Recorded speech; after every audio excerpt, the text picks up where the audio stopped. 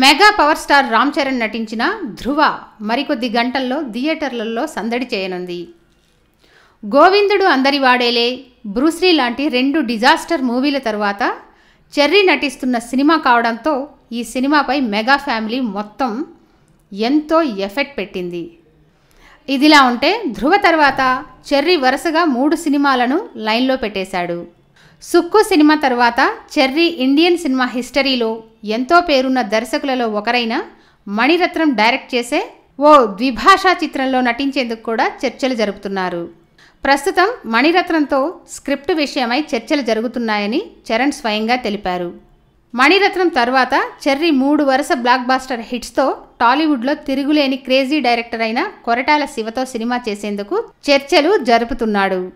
ప్రస్తుతం మహేష్ సినిమా చేస్తున్న కొరటాల ఆ ప్రాజెక్టు పూర్తయిన వెంటనే చెర్రీ కోసం స్క్రిప్ట్ రెడీ చేస్తాడట. ఇలా ధృవ తర్వాత చెర్రీ వరుసగా 3 సినిమాలను పట్టాలెక్కించేందుకు రంగం సిద్ధం చేసుకోవడం విశేషం. Please subscribe. Hi, it's me Purna. Please subscribe.